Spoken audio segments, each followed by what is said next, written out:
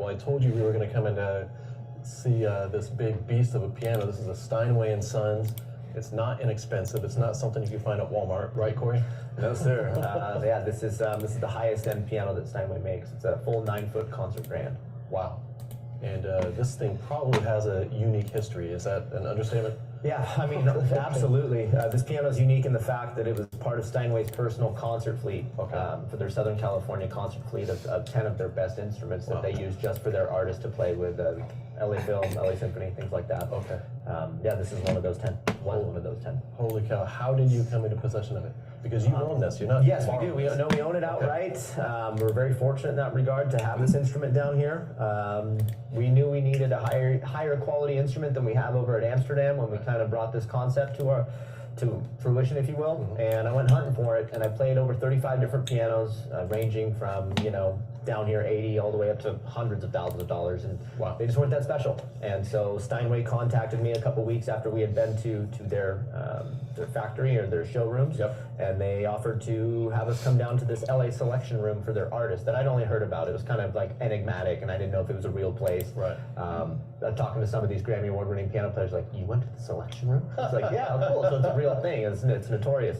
Yeah. So this, they invited me to a nondescript warehouse in downtown Los Angeles where they had 10 of their finest instruments, all identical Steinway Ds, one from every year the last decade. And this is a 2012, and once the pianos reach 10 years old, then they sell one and bring a new one into the fleet, and that's how we got the opportunity to acquire this instrument. Amazing, amazing. And however you guys got this thing down the stairs, I don't want to know about, about that. That was a feat. Talk about anxiety, because we had paid for the piano in full, and so to watch it flopped on its side. It came down the stairs with 4 guys the size of refrigerators, 3 of them up top, 1 down below, and they put it on a little ski type thing, and it cleared the ceiling by about 4 inches. I measured the ceiling before they came, but it was always a little close, and they made it in. It took them, in all honesty, about 5 minutes. They had it down here set up and had me sign paperwork, and they had 5 more pianos to deliver that day. Good grief. Yeah, wild. So thanks, Encore Piano Movers. You guys are killing it. Encore Piano Movers. Make sure we tag them on that. This thing sounds like something I've never heard before. And Corey, your favorite pianist of all time? Bar none, Sergei Rachmaninoff, deemed one of the last great romantic composers, around from late 1800s to about 1940. Okay. Yeah. Well, I'm going to stop talking. I want to hear you play this, and does everybody that's watching. Yeah, absolutely. Do it up.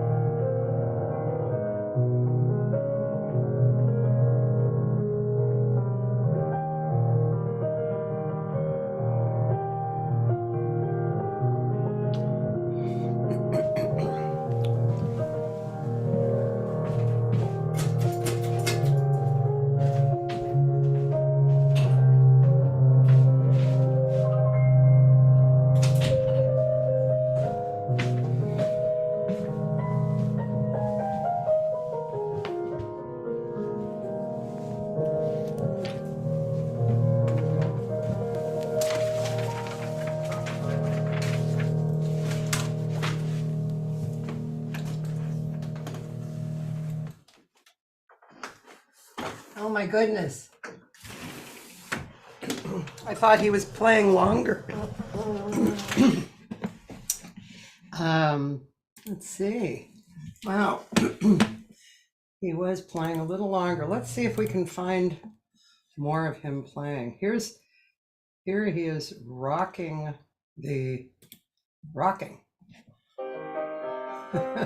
This was a few years ago. His hair was darker.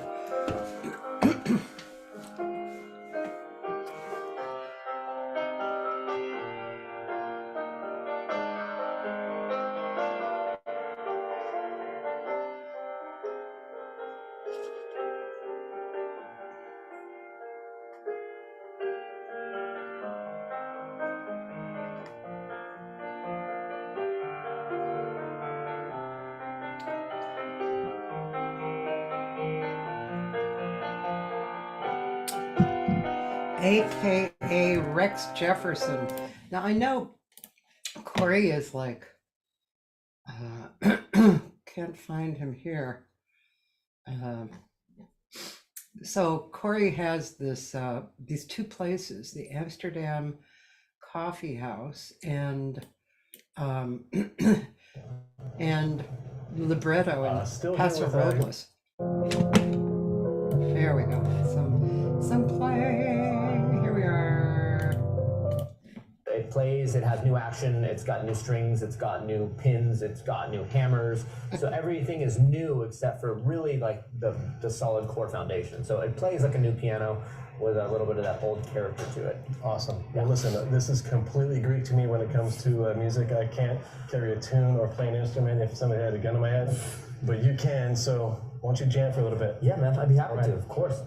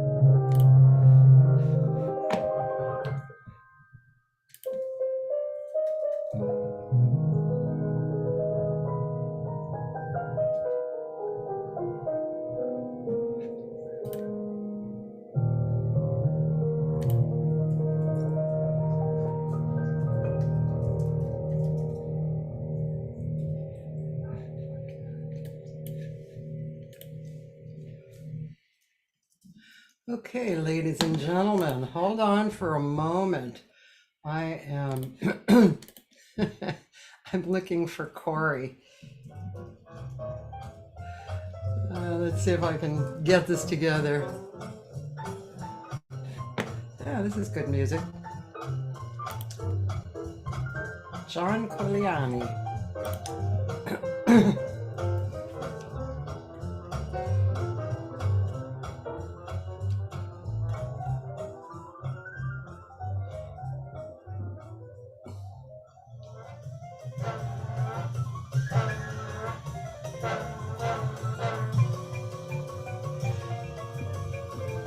All right.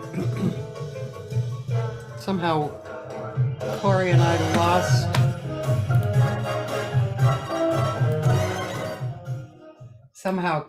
lost each other through technology. But here we are. Hello.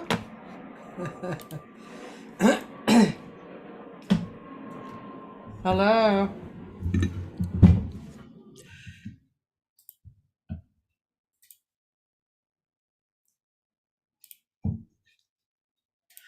Hello.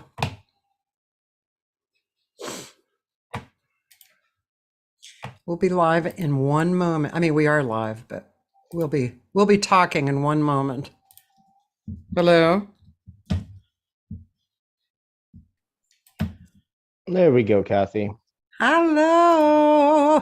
Thanks for dealing with my technical difficulties. No, that's okay. You know, I was just talking about somebody yesterday. He was supposed to be on Wednesday, and it's kind of impossible because his phone keeps really screwing up so much. And there's just so much you can do about it, you know. Yeah, no, we got to figure it out this time. So thanks for your patience. How are you? I'm good. Just getting through the holiday weekend, busy weekend for us, but everything's going good in our corner. How are things in your neck of the woods? Everything is good. There's a few parties and a few gigs and people taking lessons and, you know, all kinds of stuff like that. I love it. Staying busy is a good thing. Yeah.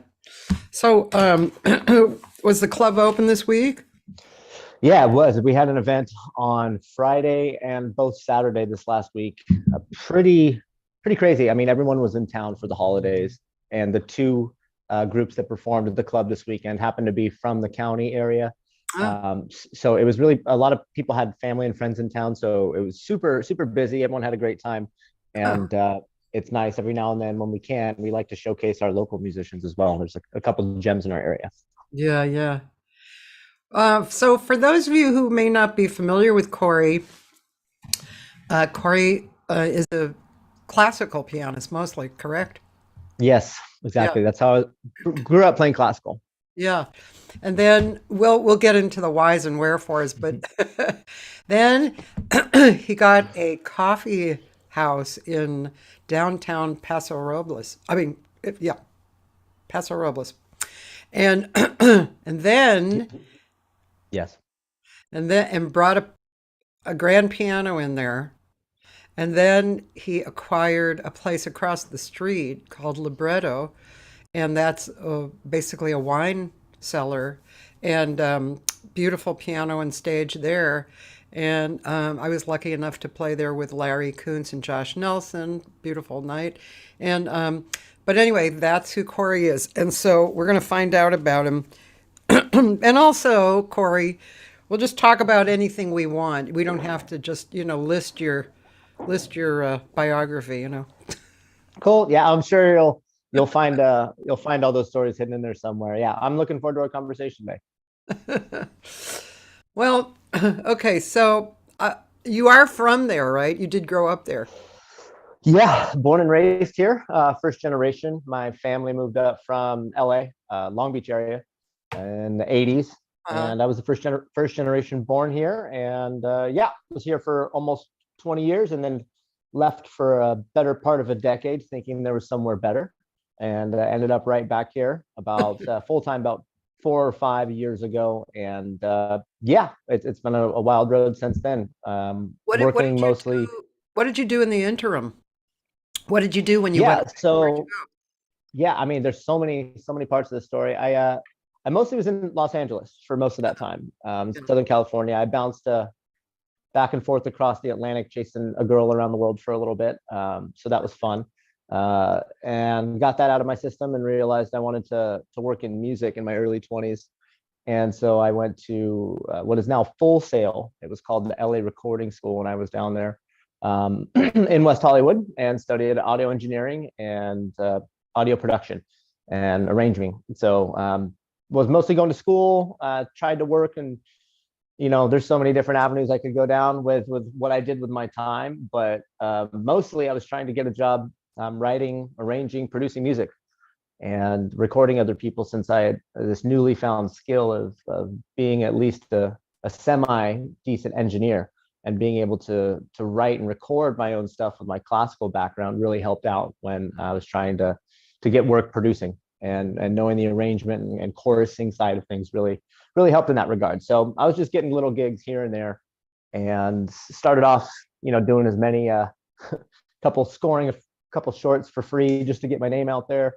Producing your friend's hip hop record, doing dance music, blues, you name it. I was taking anything I could get, and yeah, that's kind of where it all started.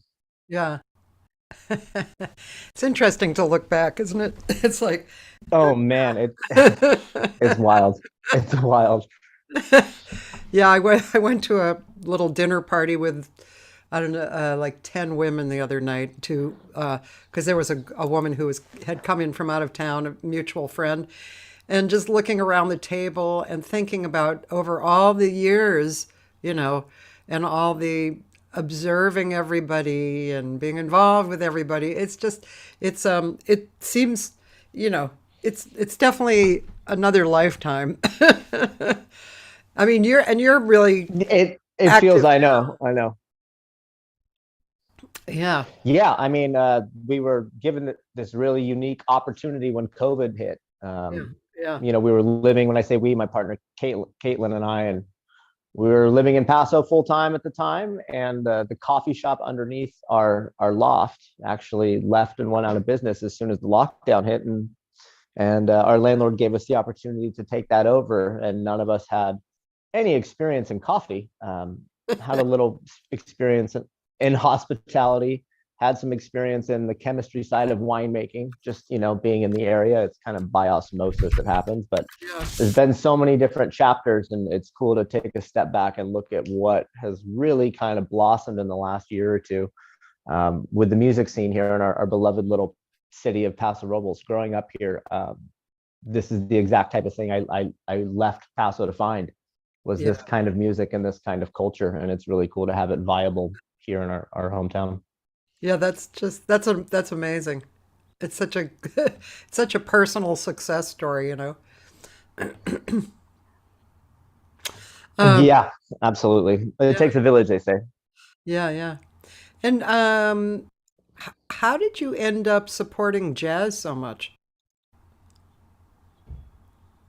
This is funny. I had this conversation with Caitlin about an hour ago when we were having breakfast before I came on the show.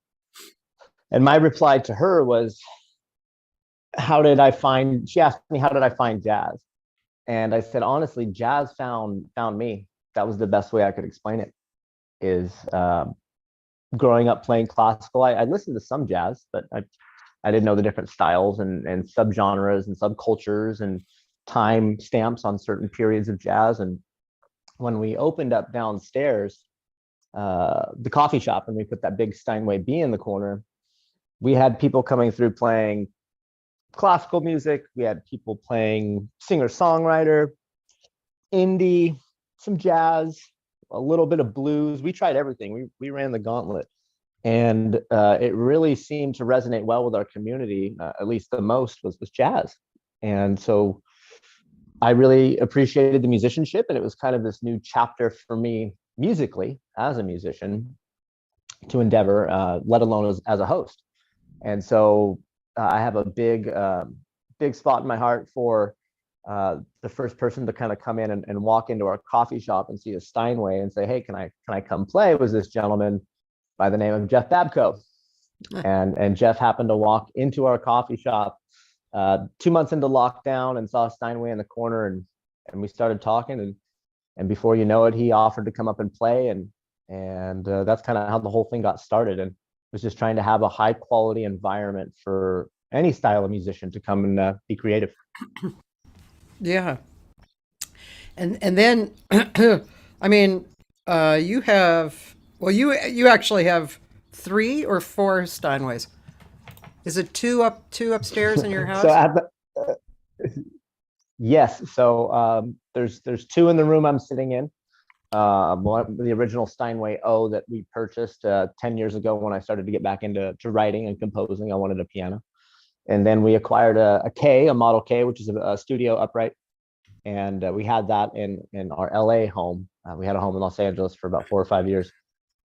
And it was brilliant piano, but now those are both up here. And then we purchased the B for Amsterdam. And once that took off and started rolling, we went on a hunt for the best one we could find. And that's how we ended up with the very, very special Steinway D model CD213 that we have. And that's got a whole backstory in its own right. But right now we have 4 pianos. I think we are finally going to sell one of them. Oh, It's a little gluttonous to have 4. And I was talking with my partner Kate, and it seemed like the right move was we're probably going to sell the B, as that was a nice stepping stone for us to get to libretto and what is libretto, and yeah, and that fine instrument deserves to be played, and it's just been kind of sitting in the corner of our coffee shop for last couple months, covered of course, but I think we're going to move that one out and focus more on just keeping libretto going and building that scene over there with that really special instrument. so you won't have a piano in Amsterdam? So we're going to move the upright down there, the K. So the one that we have figured that. upstairs. Yeah, Uh, that sounds good. It makes a little makes more sense. The Yeah. cafe, but yeah, and we don't want music to leave that space, but it just won't be as formal as the scene we're trying to build across the street of libretto. Yeah. And Libretto has an interesting business model, right? Do you want Yeah, I mean, to tell about that? Because I think yeah, it's really interesting. yeah, sure, I can expand on that if you'd like, no problem. It was basically we're a live music venue, right? And so we try and do music at least every Friday and Saturday at the very least, and we try and feature some of the best talent from not just this area, of course, the Los Angeles area. We got you to come up here with Josh and Larry, that was phenomenal. And then we've been getting people from Bay Area as well, and we just started to work with a couple agencies in New York. So that was been really, really special. But that's music just Friday and Saturdays. And Paso is a tourist town. Being born and raised here, there are the locals, but most of the people come here for the wine. Our wine is world class, and we got put on the map in the early 2000s as being a wine region that compares to some of the best in the world. And our wines have grown to be even more popular. So we're a major tourist town, and it left us this dilemma of how do we generate revenue on the other 5 days a week when Paso is not flooded with tourism. And so we came up with a concept. It was recommended to me. I'm not going to take credit for its inception, but I'll definitely take credit for its implementation. Is we started a membership program that basically local members, it's a certain monetary fee per month, and they have access to all the shows, up to 4 people free, for most membership tiers, and they can bring their own wines at no corkage. And we do special member only events every Wednesday. And then members also have access to the facility when we're closed to the public, be it for concerts, be it for a meeting with their company, be it we're hosting a wedding and a birthday party this month for some of our members.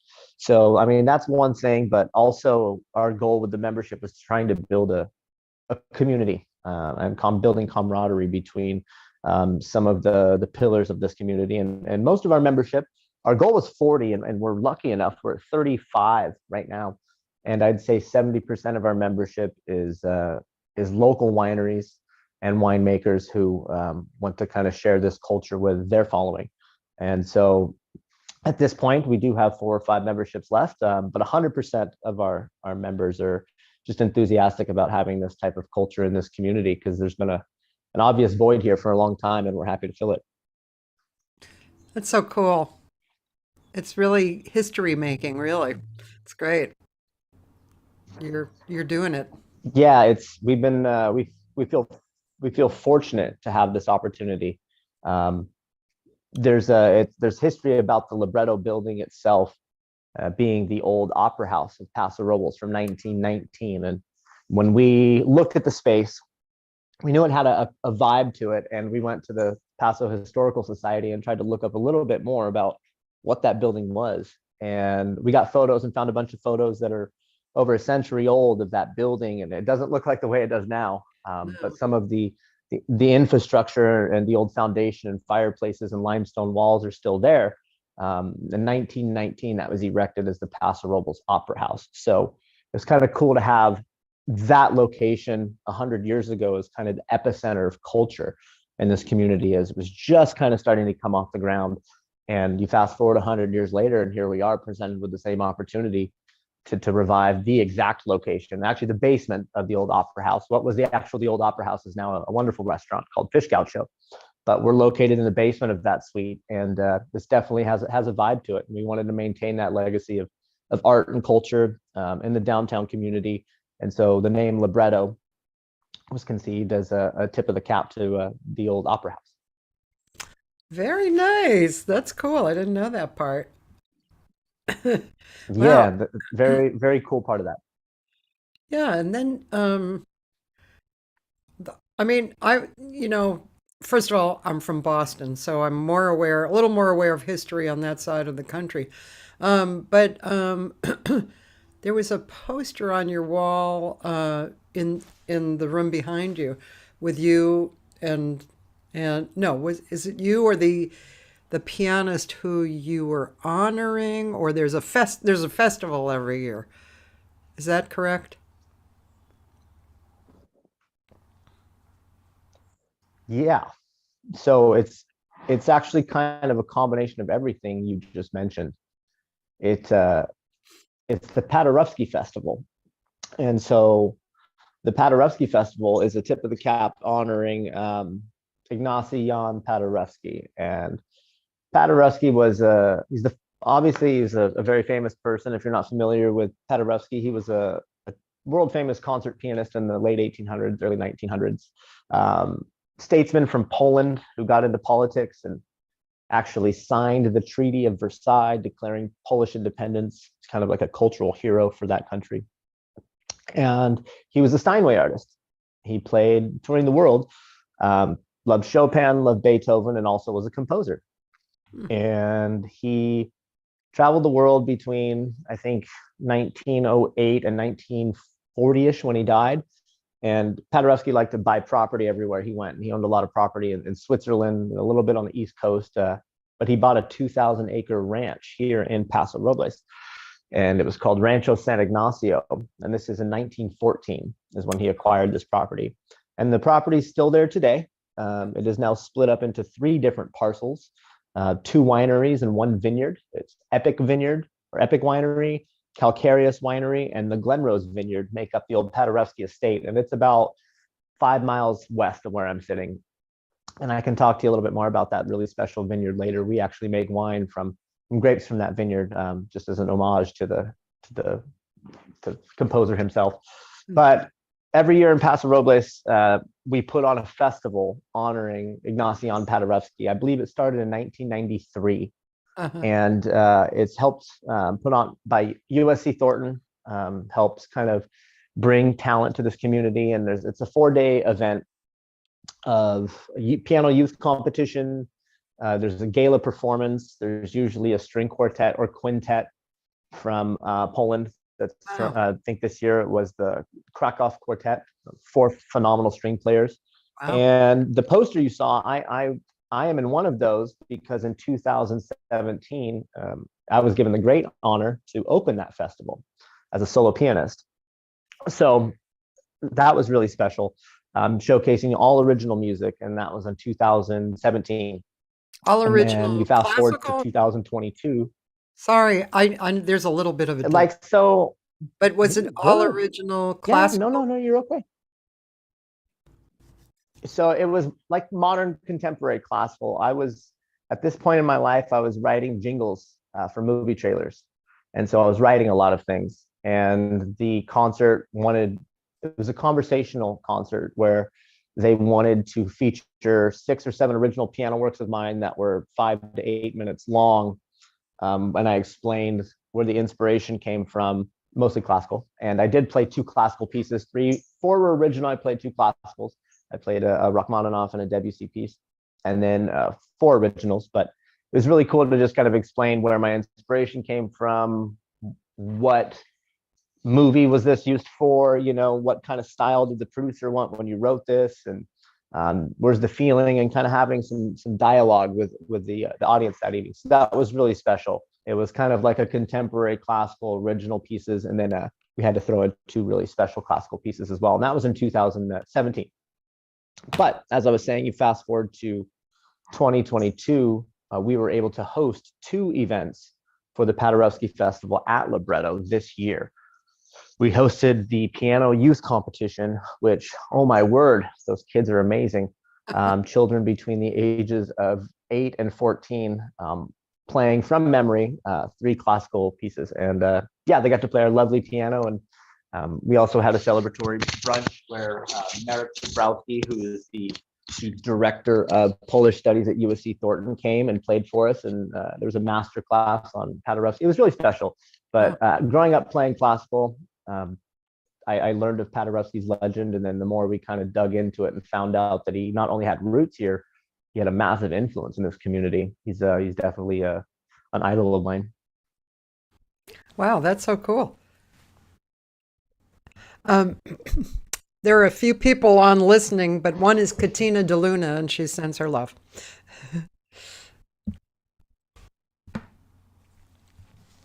Oh, Katina, hi. I send my love right back to her, not Morrow. There's a bit of a funny lag here, but we'll get through it.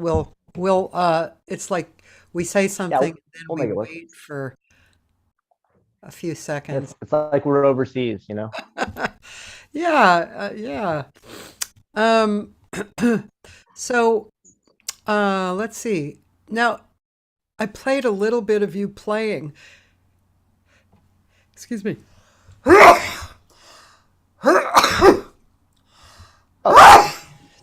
Salud. I have loud sneezes. Woo, bless you. You're good. Bless you. Get it out.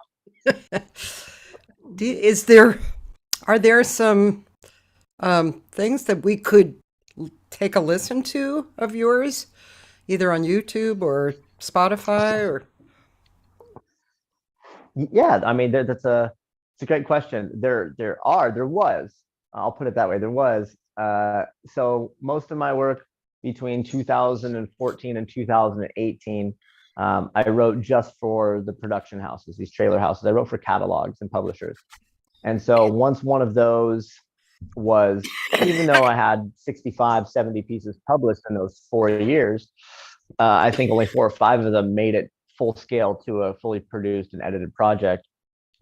So those you wouldn't be able to find on Spotify, because it was went through a trailer house or through an actual production company that wasn't a label per se.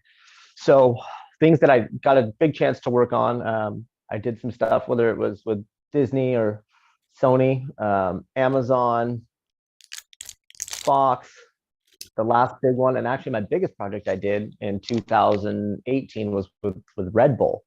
I scored a short docu-series for them called Dare to Be, and you can look that up. It's with Olympian athlete Hilary Knight, and then the Dare to Be, especially the trailer campaigns. Those are things that I all scored and arranged and orchestrated for Hilary Knight and for Red Bull, and that was kind of like my first foray outside of just the catalog work. And then in 2017, I released a kind of a pop piano record with an idol of mine, Aaron Gillespie. And Aaron Gillespie is a multi-platinum, Grammy-nominated producer, drummer, and singer that happened to work mostly in the rock music world, specifically metal. He worked in metal and pop rock. And I really enjoyed listening and working alongside his compositions as I was growing up, and I got the opportunity to work with him. And we recorded and mixed and had mastered a full album, or EP, we'll say. It was about 6 songs of original music that we recorded here in Paso. And I had it published, and it was on Spotify for about a year.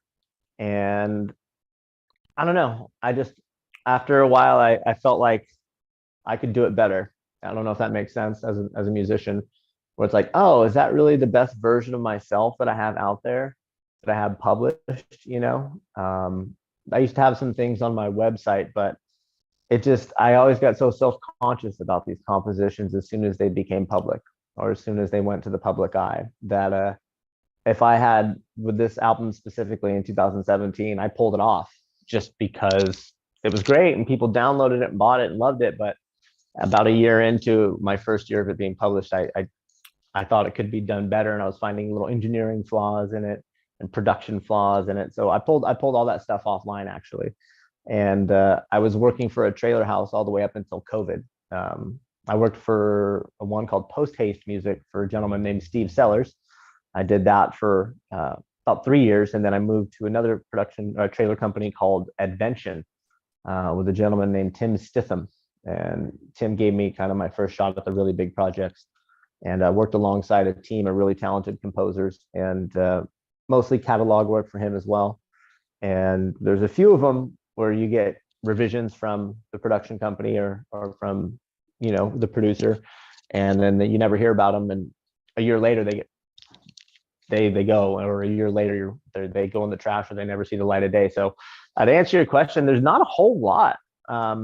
I've pulled most everything that was on my YouTube channel or that was on Spotify off, just because I feel like I can do it better, and haven't had a lot of time to do it, starting two businesses in the middle of COVID. But I still play often, and I'm still working through some kinks, and I still try and get in the studio when I can. But right now, the main focus and priority is making sure we grow Libretto into the business we think it can be. You know. All right, that's a lot. You know, who knows? Maybe in a half hour or so, you'll feel like you want to play piano for us. Oh yeah, I warmed up this morning. I already played. We'll see if we can get through this lag delay, but yeah, we'll get there. I still just really enjoy. I enjoy playing piano. I play at least once a month for our Libretto membership on Wednesday nights, Oh, as just kind of a thank you to them. But I always say that I like to separate my ego from business as much as possible, so that way they can both remain intact. You know. that's good. What was I gonna? Oh, so Dare to Be is it's about women rowing. Is that correct? So it'll be she's hockey, Hillary Knight. She's Oh, an Olympian, okay. and So Hillary Knight. Dare to Be compositions. There's some, I scored some trailers for their short docu-series. You can find them okay. on Instagram somewhere. I think back in the Dare, day they were there. yeah, I was just wondering. I'm looking online. There's one on women rowing actually. Hillary Knight.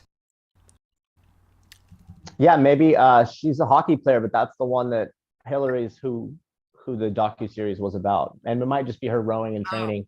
That could be it. yeah. I have. Let's see. Let's see what this looks like. Um, so you wrote the music for this documentary, correct? There's two or three trailers that I scored all by myself, but that the documentary, I was part of a team of composers who worked on that. This is all your music A little now. frustrated with yesterday's game, to be honest. The physicality started essentially. So this no, see, mine were on the trailer. You actually have the documentary. I scored the trailers, like kind of the social. They call them the social shorts or the sizzles, the 60-second sizzles. I scored those. Okay, so if I I do, see, I see pieces of it. uh, It should be a social sizzle. It should be more than a minute. okay, let's see. Social sizzle. I know it was on their social media. It was Instagram and Facebook. I could probably send you the video if I look up on my computer. I still have it. But you are accessing the right documentary, that's for sure.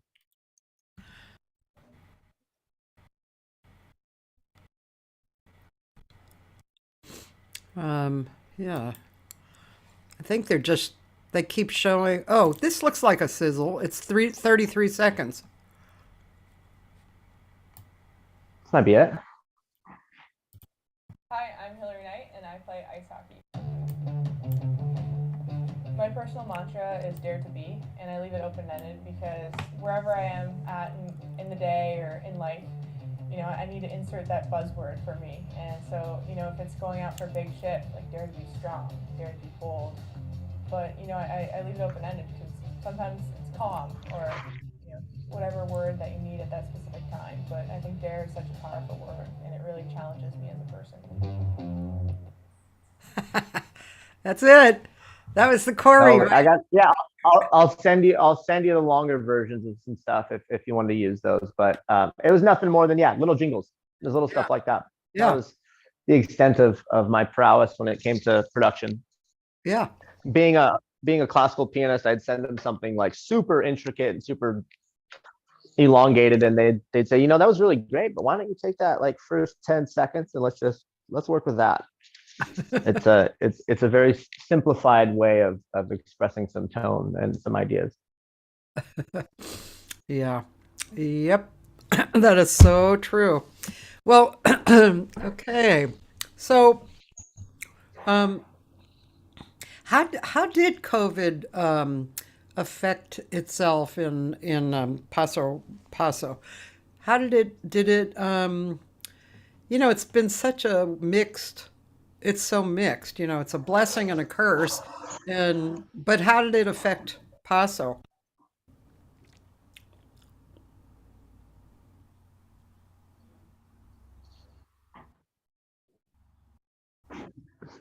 Did you hear that, Corey? That's a Yeah, I got the whole thing, no problem. I'll try and make that as quick as possible. Paso was affected like everyone in the very beginning. We're talking March of 2020. Everyone hunkered down. No one had really any clue what was going on. Uh, Honestly, I had talked with Caitlin. We had made our peace. We're like, all right, you know, maybe the world's ending. Who knows? It's crazy. And so I just tried to get, you know, I was working from home, so I was working doing jingles, and Caitlin was working in winery management, and all that shut down. Tasting room shut down, so she was home. I was home, and you know, for about a month, we didn't no idea what was going on. And I mean, more than that, but for a month, we didn't know what we were going to do financially because both of our jobs had stopped. And I know that there was a multitude of relief packages out there, but we were trying to figure out something for us in the quick term of maybe can we find a job doing something different? Can I maybe go back and work construction? I mean, I didn't know. I had no idea. Go work for my dad. And our landlord called us, Mr. Robert Gilson, great guy. And he owns this building that we've rented from him for almost a decade. We've had this spot, but only lived here full time for 3 or 4 years. He reached out to us and said, hey, the coffee shop that's underneath your apartment, who had been there for 20 years, they left. Do you guys want to take it over? And this is 2 months into COVID, full lockdown. We don't know if anyone's going to reopen. I mean, people were doing takeout and stuff, but nothing was really set in stone. And so at first I said, no, thank you very much for thinking of us and giving us an opportunity, but no. And he said, well, what if I made you a really great deal? I said, well, like how good? Said, well, what if I give you 6 months free and you can utilize the infrastructure that's in place? And if you become profitable, you'll sign a 3-year deal. And if it's not working out, you can step away, no obligations after 6 months. Pretty fair, as we weren't doing much. Yeah. So again, I said, no thanks. And I came home and I talked to Caitlin, my partner. I said, the funniest thing happened today. Robert offered us downstairs to take over the coffee shop. And she perked up. She goes, well, what'd he say? And so I told her what I just told you. She goes, oh yeah, we have to do that. Are you kidding me? What do you mean? You know, we knew hospitality to some degree. She's much better at it than I am. But I knew some chemistry on the winemaking side. And so shoot, we took a leap and figured we had nothing to lose. We had nothing really going on except for the uncertainty. That was the only certainty, was uncertainty, that no one knew how long this was going to go. We heard, 30 days, it'll be back to normal. Just two more weeks back to normal. And we really lucked out with our location because it had been a coffee shop for better part of 2 decades, and albeit 3 different installations. There was originally a coffee shop called Amsterdam, spelled out all the way, and that was there from 2008 to 2013. And then that sold to a different company called Kreutzberg, and then that split into an Oak Pass Cafe, and that was there all the way up until COVID. And so even though it had been all these different names, everyone still knew the location as Amsterdam. Just when you hear it, it's like, oh, that coffee Amsterdam, even though it was called so many different things. So we wanted to bring that name back. And we shortened took some vowels out just to separate ourselves from SEO and stuff like that, and, you know, change the aesthetic. But the original owner of Amsterdam was a girl that I went to middle school with here in Paso, Stephanie. And I'd known her since we were 8 years old. And so I reached out to her and said, we were thinking about bringing Amsterdam back. Are you okay with that? Even though we legally didn't have to do that. It's a small town up here. And she said, well, not only am I flattered, of course, she helped us out immensely with our business plan on the coffee side. So she came in and walked us around, and kudos to her. She didn't have to do that. So thank you, Stephanie. And gave us some pointers as to what to focus on, what not to do, what you need just to get off the ground, the bare minimum. And so Kate and I dove in there, just her, me, and one employee that used to work at the coffee shop that was there pre-COVID. She was our favorite, Kendall. She's really sweet. And so we hired her, and she showed us some coffee things, and the roastery that we were sourcing from, trained us on the espresso side as to what they're looking for in their presentation. And then we started geeking out on grinds and temperatures. Oh man, I was drinking so much espresso for like 2 weeks. We were just tasting through everything. And then we found one we really liked, and it was kind of an atypical approach for coffee people. Definitely a little more of a winemaking style of tasting through some oddball ways of doing things and finding something you like. So we definitely extract our coffee differently than most people as far as temperature, extraction length and time, and grind size. But we started geeking out on it. And so when we opened up our coffee shop this would have been July 2020. July 2020, we opened the doors, no advertising, no nothing, pulled the papers off the windows, and we did like $500 in sales first day. Wow. Just because the foot traffic of people, oh, hey, that's a coffee shop. That's a coffee shop. Yeah. And so, of course, everyone's fully masked, locked, takeout only. But we really lucked out with the venue that is Amsterdam, as they have massive sliding windows that go almost from right. they're like 8 to 10 feet wide. There's 3 of them, and they go from the sidewalk length all the way almost up to the ceiling. And it's a very Euro style cafe feel, but it technically was deemed by our health department as an open air patio because it had air on 3 of the 4 sides. So we would allow people to come in and grab takeouts. We'd put a bunch of tables on the sidewalk, but even since the first week we were open, we've been doing live music every Friday. And so even during COVID, when we opened and we first started in July of 2020, I was playing on Friday nights. I was yeah, a long time ago, and I was playing. My friend Bobby was playing on Saturday nights, and Bobby still plays every weekend for us in Amsterdam. We've moved him to Sunday brunch. He plays. He's a brilliant trumpet player, and actually morphed into quite an amazing pianist in the last 2.5 years. But when we opened, it was just me and him doing it, and sometimes it'd be 2 people. And sometimes you'd have a full house, but it was really cool. We noticed it was reconnecting our community just through music. People hadn't seen live music or heard live music since the lockdown, be it 4 or 5 months or sometimes 1.5 years to 2 years. We got the opportunity to reconnect those people with the concept and the experience of what is live music. And we saw it become a rather emotional experience for them and for us too, of presenting something almost like a forgotten beauty through music. And that was really special. But yeah, I didn't play very long on Friday nights. I found out that, there's some much more appropriate talent that was in this area. And we got them coming down and playing. And again, I realized this community loves classical, but not every day. So we can do about once a month. And we do classical once a month at Libretto. But we brought in some jazz players and some of the local musicians that had a following. And that's kind of where it all got started on the local level. And shortly thereafter, that's when Mr. Babco came walking in, and he had his mask on, and I didn't know who it was, And so I'm in the coffee shop. I think it was on a Sunday, And Jeff walks in and he goes, "Oh, Steinway, huh?" Yep, Steinway. And, we're all masked up, so I don't know who it is.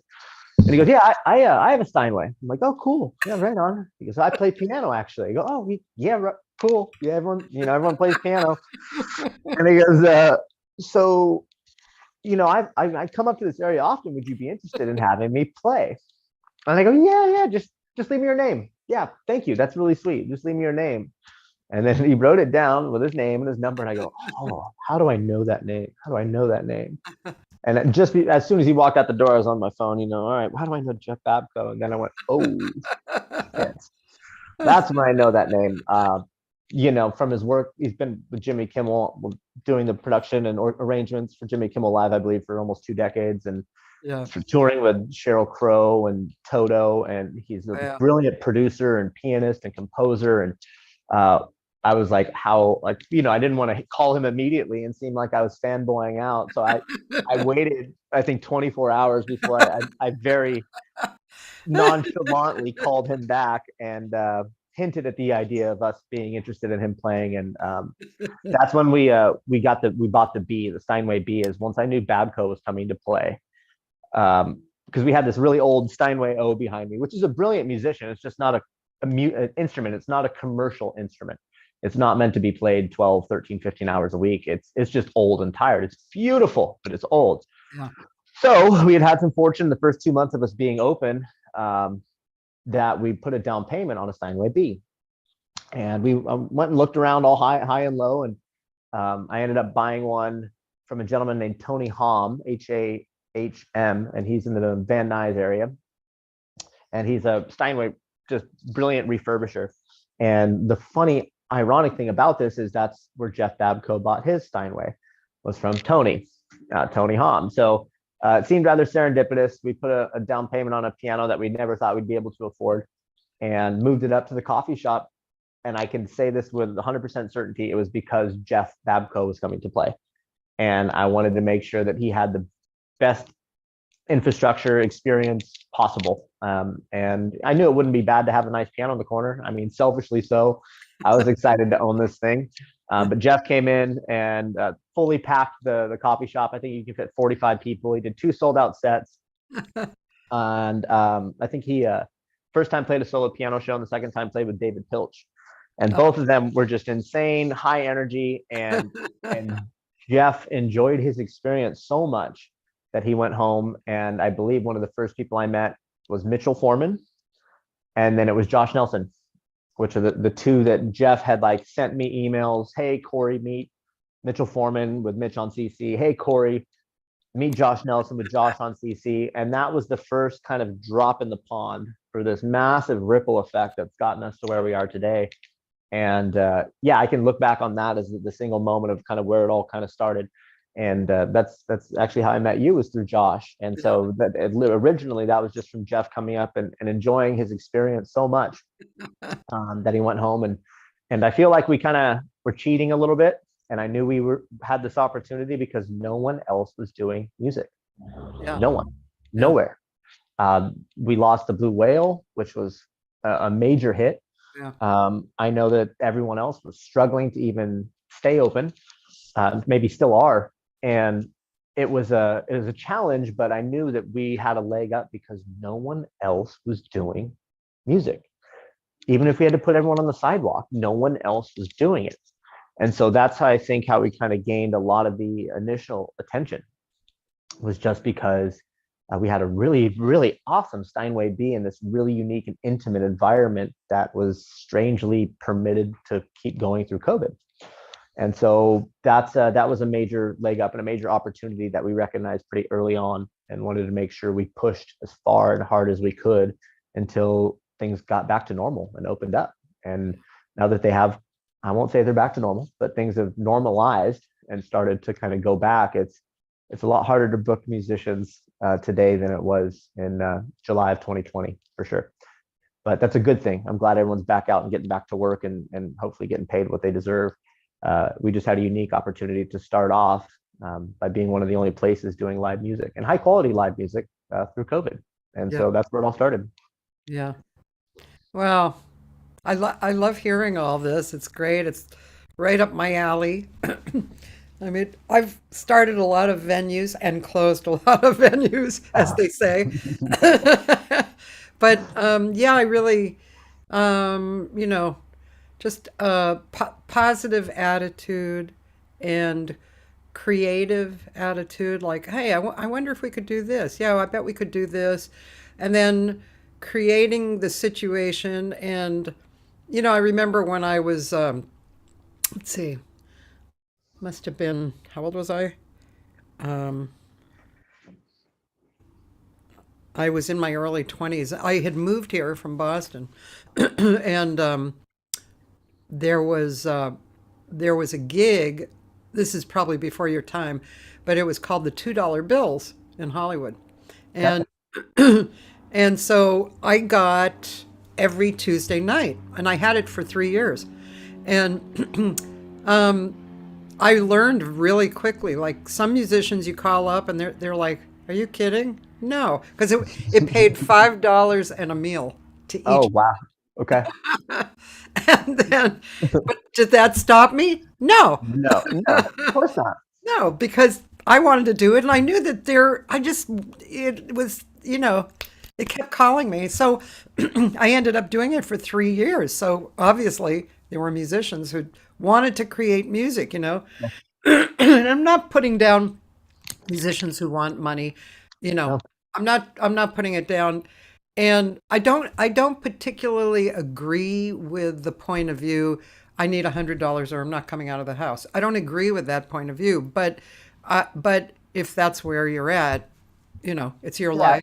I respect it. Yeah. Whether or not I encourage it, I respect it, you know? Yeah. And of course, I want to pay people money. I mean, I want to get money, but Yeah. it's not really what the focus is about. The focus is about like all the stuff that you've been talking about, the music, the camaraderie, the giving, Yeah. it's all about those things. And then, those things really make us feel successful, right? 100%. And I've learned just in this short endeavor of having venues for just 2 years, and now Libretto being just over a year old, that for us, if we focus on the integrity of the experience, um, whether it be for the performer or for the patron or for the member, the money seems to follow it.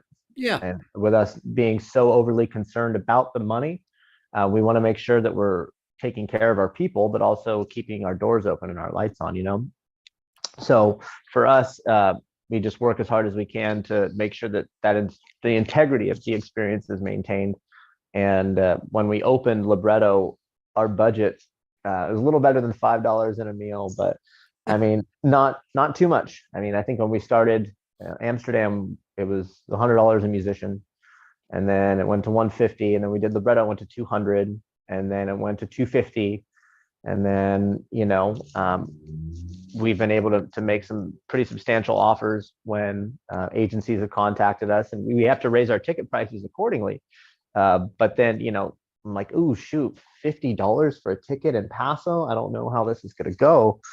And every time the community just gobbles it right up. So the money has followed as long as we just try and stay true to the integrity of what we want this to be. And it has its resilience for sure. Yeah. All new concepts and communities do. And we completely embrace that with open arms. Yeah. But it's you just got to keep pushing forward and stay true to kind of what we think this experience should be, and make sure the artist enjoys himself just as much as the patron. We did. Oh my God, what a great Good. time. It was just, it was so beautiful. And I just have to say, I don't know if I've ever had an owner come up to me in the very beginning of the sound check and say, I want you to know you don't have to worry about how many people show up at all. Yeah. Because that's always in the back of your mind. It's like, shit, there's many people. Well, no, I know, and I left a little part out.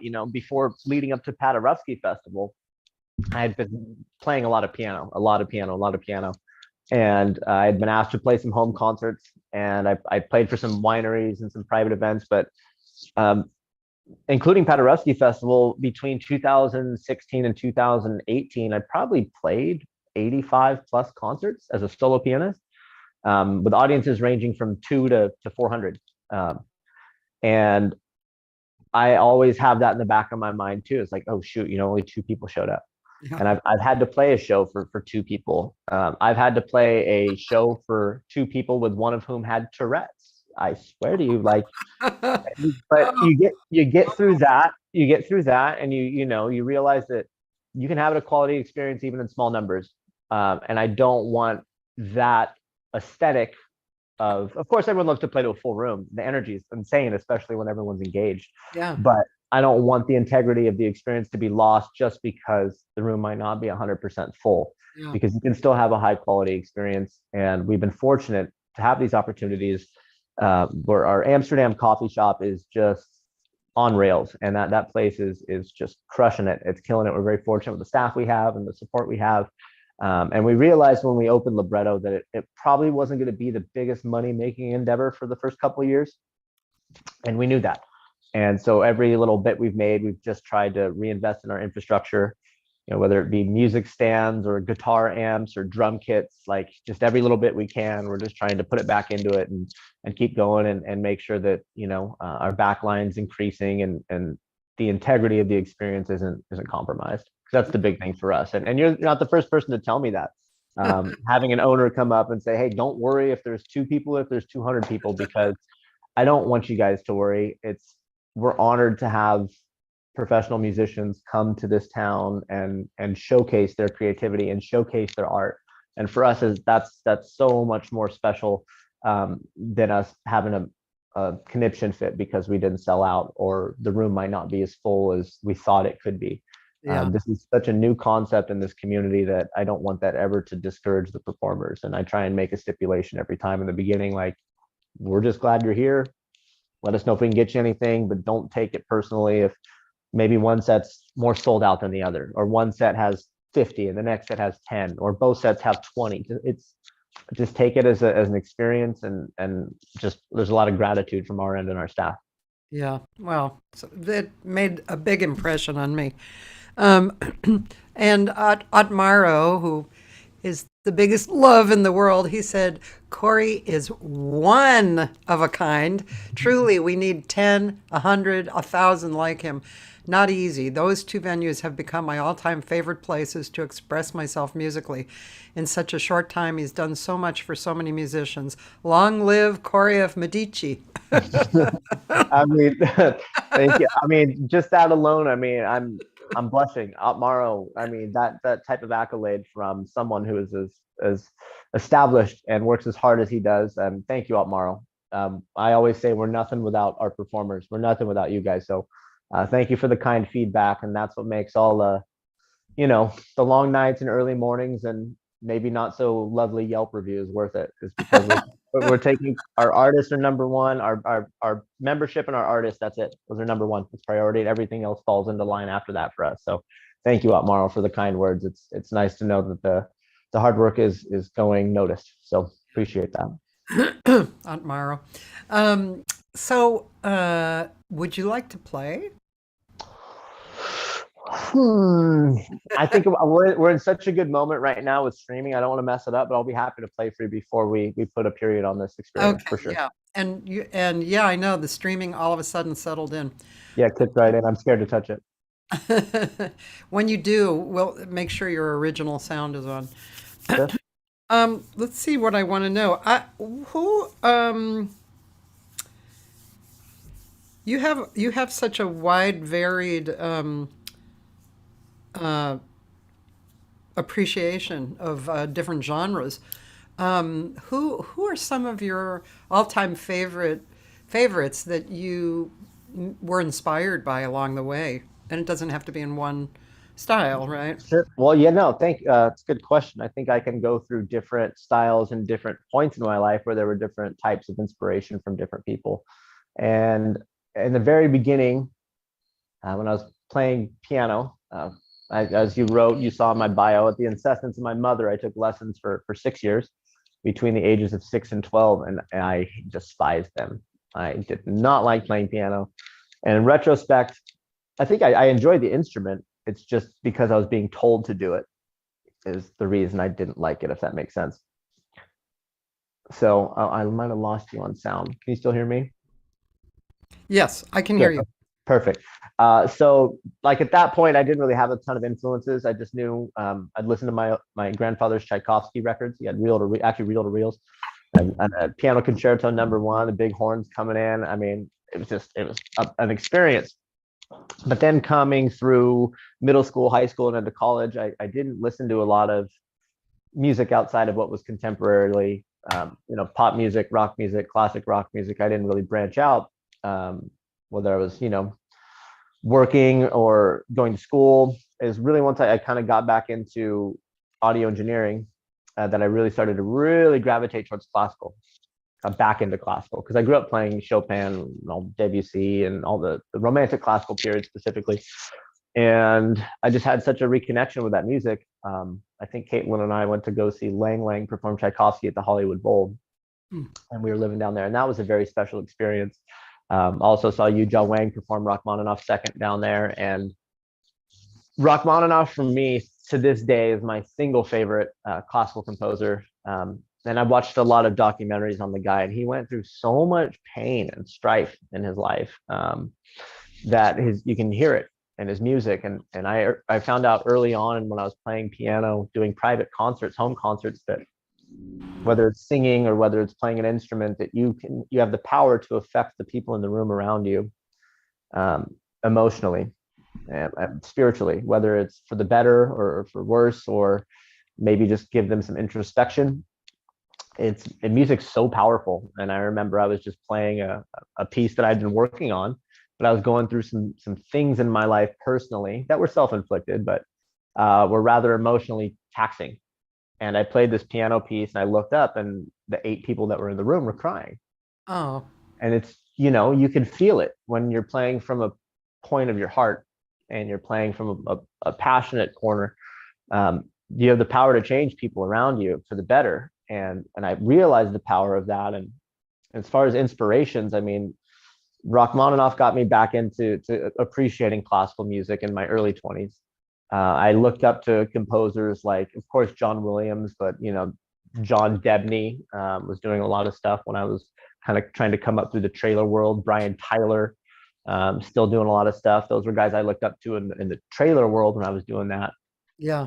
But honestly, and I've talked to Caitlin at length about this, it's an inspiration every single time we've hosted a show at Libretto. Whether it's just as a musician in general or as a piano player, I've never had the opportunity to see the instrument expressed so many different ways. And I'm fortunate to be front row and watching these techniques from these players. I watched the show you did with Greg Karukas, and it was like, having him play at our venue was an inspiration. I've never seen that style of jazz played live. And even Josh Nelson, I was watching some of his roll techniques with his hands. I mean, I never thought of doing it that way. And so I'll come home and I'll try stuff like that. Vardan Ovsepian, Jeff Babco, people like this are showing me like, whoa, I never thought of it that way. Yeah. Or Morrow, another one. It's just like blows you apart when you watch them play with their technique and their skill, and you realize how much time and effort it takes to get to that point. It's inspiring every time we've hosted a show at Libretto. I get inspired every single time. Bill Cunliffe, I learned a new pedal technique from Bill. I was watching him like, wait a minute, that sustain pedal isn't going all the way down. And it's like, it's only decaying the top frequency of notes. While it's like, I just never thought of it. And I asked Bill after the show, I said, do you realize, tell me about the quarter pedal technique. And he goes, well, what do you mean? I said, well, do you realize that when you're playing that you're not, he does it sometimes, but sometimes you won't depress the entire pedal. You only do it a fraction. Yeah. And it only maintains a certain frequency of overtones. And usually on the higher end, and the lower end goes away. It's like a natural high pass filter or low cut filter, just in with the pedal technique. And he goes, I never realized I was doing that. Like just things like that though. you can study and read books for years, and unless you have that one mentor Yeah. that takes you down this path under their wing and kind of really polishes what needs to happen through your playing, you don't get that exposure. And so I'm continually inspired every time these musicians come to perform for us. It's literally enlightening, and I feel like they're each my own little mentor without them knowing it. Because I'm a musician, honestly, I'm a musician first that happened to get this opportunity, and I geek out on that stuff. It's all you guys are an inspiration. Anyone that works professionally as a musician, as an educator, as a performer, yeah, you guys are all inspiring. That's for sure. I know just what you mean. About 2 years, well, 4 years before COVID, I started a jazz series downtown in a vegan restaurant. In the back, they had near Disney Hall. In the back, they had this club. Like you opened a door and you stepped into a club that was kind of like a New York club, very small, Yeah. held 60 people maybe with a small stage and lights and stuff. And I got to run that for 2.5 years, and it was, I know what you mean. Just watching, the professional musicians come up and give more and more and do what they do, and it's just it's amazing. I mean, um, one of my funniest and favorite things was Joey Sellers and Ryan Dragon. You know them? I know the name. I know the name Ryan Dragon. I don't know Joey Sellers. So they're both crazy, wonderful trombone players, but they have this duo that they occasionally work with, and it's comedy and great music. Like Ryan Dragon literally came out in a speedo and a wrestling mask. Got it. Okay, so there's some humor involved. Yeah, and there were very few people in the audience, but I didn't care. I just wanted Doesn't to. matter. And actually, there was this one couple on the first set, and I went over to say hi, and she had never heard jazz before, and this was the night he was showing her jazz. And I was like, well, Yeah, this is yeah, unusual stuff, yeah. They This is the actually obscure side. stayed. Yeah, Wow, they stayed through the second set. I love that. That's so wild. Yeah, I know I've had some people come through and their first libretto experience is something that, might not be typical for our portfolio. And they're like, oh, I didn't know you were doing this kind of stuff. Like, oh, we usually don't. You picked an interesting night to come, that's for sure. But for us this first year, it's just dealing with we've been so humbled. I mean, musicians are reaching out to us left and right to want to come play at our venue, and a lot of it just has to do with the power of you guys marketing it to your Yeah. inner circles when you come home and speak about the experiences you've had. So thank you for that. But we're just trying to navigate through this haystack of musicians that wants to come play, and just trying to give everyone the opportunity to have a place to play, give them a stage, give them an opportunity, and maybe we found someone that we're going to bring back every month, and maybe we found someone that maybe that wasn't the best fit for us, but we're still kind of in that phase where we're comfortable with about 50 to 60% of our portfolio are people that are returnees or recommendations, but there's still a good 35-45% out there that are first timers, and that's the exciting part of it, because you don't always swing and hit a home run. So we've had the patience of our community and our membership on our side, and we've been fortunate enough that I'd say our batting average using the baseball correlation is pretty dang good. And so we've been very lucky that there's only been maybe one or two that maybe haven't been the best move, but you just got to try and figure out what works. And so we're running through that right now. Yeah. By the way, Gary Meek is here, and he loved playing there. And you and the staff were great. And then he made a joke. I doubt he learned much from me. Oh, I learned something from all you guys. It's a treat to hear you play, Gary. Thanks for coming. I appreciate that. Oh, Gary Meek. Okay. Um, let's see. Well, speaking of, the people that you've had over, um, and you don't have to say me, by the way, but like what, what was one or two of your favorites? Oh man, that's a tough one. Or There's Not favorites, but significant that you remember. I'll just, yeah, I mean, honestly, there's so many different styles that I've seen played uh, through classically trained people that went into jazz, or classically trained people playing classical, or just jazz musicians that are insanely apt at sight reading, which I still to this day have a hard time. And there's jazz musicians like myself, which, oh, you hear it once by ear and you got it. It's been cool to just see all the different styles of interpretation and playing. But some of the standouts, I'll just say in the last couple months, this last month, Matt Rawlings was very special. I didn't know a whole lot about Matt, but he's an amazing piano player and a great showman. And I don't know if you know Matt at all. Matt just moved from the Nashville area. He was working in LA, but Nashville area. He's a Steinway artist, keyboardist, producer, composer, and Matt mostly was known for his playing with Lyle Lovett. Okay. Matt played with Lyle Lovett, and he also produced records for Willie Nelson, his 2016 Grammy Award-winning record. Matt Rawlings produced that. Matt also produced multi-platinum records for Keith Urban and Alison Krauss and things like that.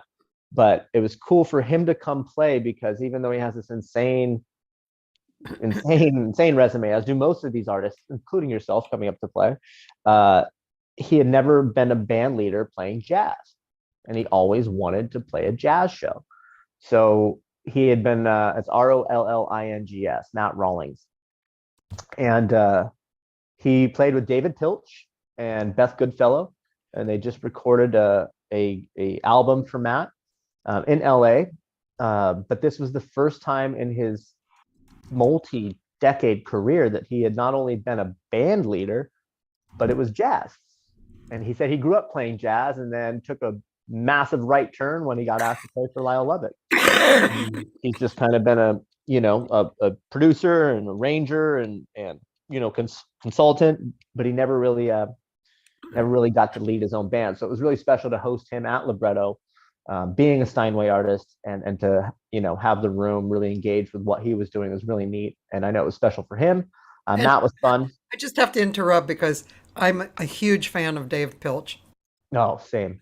I mean, he's David Pilch. friggin' musical, and he's such a wonderful character. And I mean, you guys are all, I mean, 99% of you, yourself included, are all just really humble, down to earth, and beautiful people, and that's what makes this really special. But David, I was introduced through Jeff Babko early on, and David came up, and he's in the very beginning. This is at Amsterdam before Libretto was even conceptualized, and David came up and played a show with Jeff Babko at Amsterdam, and Jeff drove back to he's got a home over in the Cambria area, which is about 30 minutes from here. And so Jeff and his lovely wife Songa and their son Theo went back there, and David just stayed up with Caitlin and I at the apartment. And this is the first time I met David Pilch. This was probably a year and a half ago, and he just sat down and we were drinking wine and just, so tell me about yourself. Tell me what you've been doing. And I had done some research on how profound of a player and how sought after David is as a phenomenal musician. And so I was kind of, oh my God, my first time really hosting people in our home, that, like, wow, I can't believe we're sitting here talking with David Pilch. And we've come to befriend David, and David stays here with his lovely wife, Claire, when they come to town every couple times. So David is one of the 3 musicians, well, might be 4 today, that I've played piano for. Oh. Yeah. And then it was just sitting down and we were drinking. I had just enough wine, I guess. And David goes, "Why don't you play something?" I went, no, okay. He goes, "Why don't you play something?" So I got up and I played the first movement of Claire de Lune from Debussy for him. And I guess he kind of like looked over at Caitlin, my partner, and went like, "What the hell?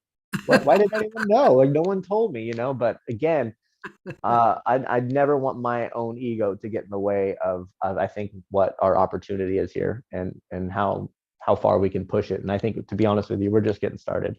We're just getting warmed up. And David's a phenomenal human being, phenomenal musician.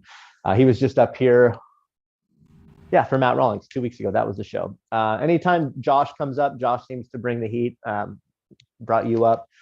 He's played with a couple different performers, and the Tyler Blanton Quartet, I think, was the one of Oh, the nights after yours. That was yeah, phenomenal. right. Josh is inspirational as a player and as a human. Again, sweet guy, really nice guy, very selfless and kind. And then he gets on the piano, and oh my God, he's a monster on the piano. Yeah. Mara was inspirational. I always tell people one of the top 3 or 4 shows that we've had the opportunity to host was hearing him play solo at Amsterdam. That was so cool, so special. He's brilliant. Yeah. And there's a player, Sam Hirsch. I don't know if you know Isn't Sam. he great? Wow. He's so great. Oh, player, and one of the nicest guys too. Sam's a cool cat. Max Hamer was one of our favorites. I don't know if you know Max. Yeah. Max is a heavy hitter, the Afro-Cuban style of playing, which was just really cool to hear. And Max is one of those too that was classically trained, grew up playing a lot of classical stuff, and kind of brought his prowess over to the jazz world. So, I mean, there's not a really a bad one when you look at the roster we've had this last year. But the main thing is just hearing it. And I say it, the instrument played so many different ways. It's inspiring. It really is. Cool. Are you ready to play it? Oh shoot. I'm worried. Come I'm worried. I'm gonna drop my my camera here. But hey, let me see what I can do. Okay. I got pianos close by. Thank goodness. Yeah, like literally. Yeah. Let's see here. All right. I'm gonna lose my headphones here for a second. All right. Yep. Now we can talk about him. Isn't he a cool guy? This was just, and this is where we stayed. We stayed in his home, basically. Let's see here.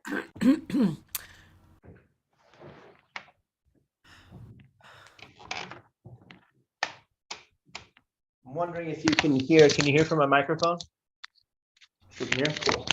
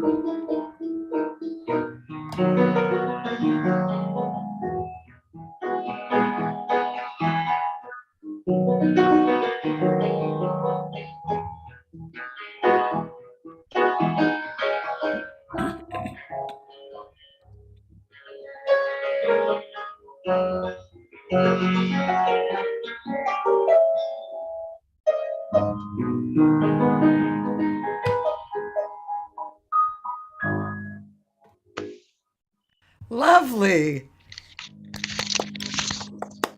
Hey, thanks. So now we're up to 4 people. 4 people. I've played for 4 people now. Yep, very nice. Oh, thanks. Thank you. I was impressed also with how you sat down and your body language was very very relaxed and beautiful. Yeah, thank you. You just I really enjoy playing the instrument, and I try and remind myself that every time. Yeah. This is supposed to be fun, and this is therapeutic. So don't force it, and don't make it feel any less special than it is. Yeah. I know that feeling. Yeah, I'm sure. I'm Yeah. always thinking that, man. In fact, right now I'm taking from. I'm not sure how many vocal teachers I'm taking from. I think I'm taking from 4. It's I was taking from one for a long time. Then I added somebody else in who is there. Of course, they're all, they all say similar things. And then when I do take from somebody new, then I go back and listen to the original lesson from somebody else. I hear some of the same things. It's how the teacher describes it. Sure. And so I've been trying to. My voice has been going through some strange production things for the last bunch of years, and I've been really trying to like get past that. Like the state of mind that you just described really has been one of the saving graces, and so, but also just physically, it's like, it's just amazing to me that there are certain things that I never focused on with a teacher, because I've been taking for years and years, but Sure. this cough thing, Yeah. this is Tis the affecting my season. voice and stuff. Yeah. But, like when you get to play with great people who have a similar, um, what was the word? I just lost it. Similar basic love, and feeling, connection feeling for the music, then that can actually bring you through, Sure. Sure. Yeah. Having a similar approach to just the experience in general is, that can change the whole vibe of everything for the better. Yeah. And it's all, we're always in the moment. I mean, the information has come in the past, which is great, but here we are right now. How Yep. do we feel right now? And we gotta be alert. We can't be lazy, It's just, Yeah. No, I think I resonate a lot with what you just said, that you got to be alert. You can't be lazy. Opening Amsterdam in the beginning was very difficult for Caitlin and I, just because it had to work, right? We had to make it work, and Yeah. we were working 18, 19-hour days almost for the first year, 7 days a week, and you just do what you got to do. But sometimes you forget, you got to stay alert and you got to stay in the moment. Otherwise, these opportunities will go right over you, no matter how tired you think you are, or how not overworked, but just how depleted you might be emotionally or mentally or even financially in the beginning. You just got to stay alert, and that's kind of what's helped us get to where we're at, is realizing these opportunities as they present themselves, while keeping the focus, even though you just might be on your last thread Yeah. emotionally, just because industry service in general is a lot. Yeah. But especially coffee. Coffee is a unique breed of people that, we love them. Without them, we have no business. But people can be a little aggravated before they have their morning cup of coffee, and so and I've come to realize in a coffee shop that everyone's in a hurry, and I get it. But just trying to explain that to we'll see on average 2,000 to 3,000 people a week there, and it's just, yes, we try and treat everyone equally. You're all important. We understand you're in a hurry, but we're doing the best we can with the staff we got and the infrastructure we have. But and my whole point was, I really resonate strongly with, you got to be focused, and you got to be alert and just stay in the moment, and that's where the best work is found. Yeah. It's amazing, isn't it? Yeah, I wish I would have. Yeah, I guess you could have told me that earlier, but I wouldn't have listened. As my younger years, I'm very fortunate to have not only the successes we've had, but the failures we had, business-wise in my 20s, Yeah. career-wise, because Caitlin, my partner, we've been together almost 11 years, and sometimes there's been times we're both working, making great money. There's been times where she wasn't happy at work, so I told her to quit her job, and then I've been carrying her through. And there was times where I was miserable at work, and she goes, "Hey, if you're not happy, quit." Like, she was making good money. It's like the ebb and flow of how it's not just one smooth, steady lineup. It is so volatile, and it makes you really appreciate the highs that much more. And so we're just trying to minimize the lows, and make sure we take our time to take a step back and appreciate the highs, for sure. And this whole thing's been a high. Yeah. And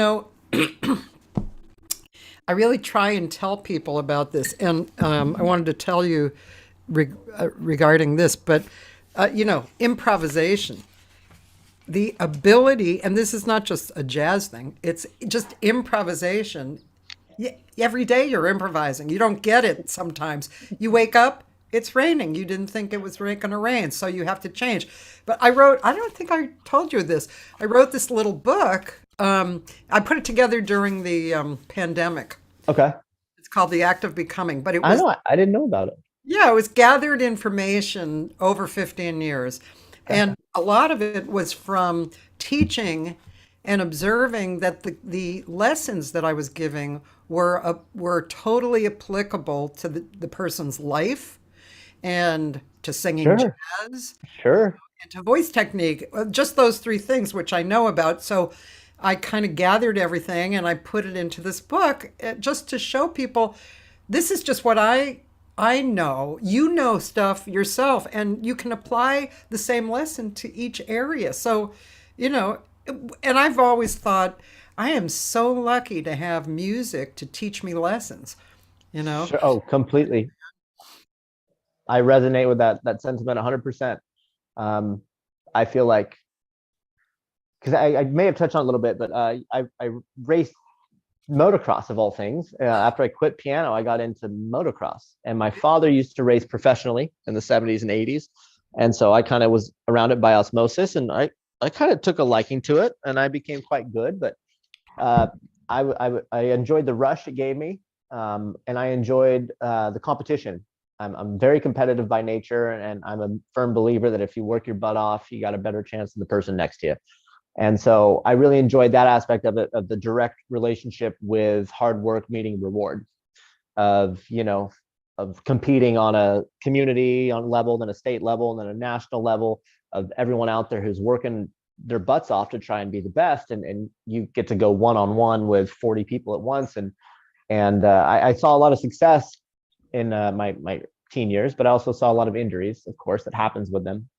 But I kind of got into a little dark period of my life between 18 and 21, just because I was this adrenaline junkie that was traveling the world and racing motocross, and I really didn't have much of a social life just because we were always traveling.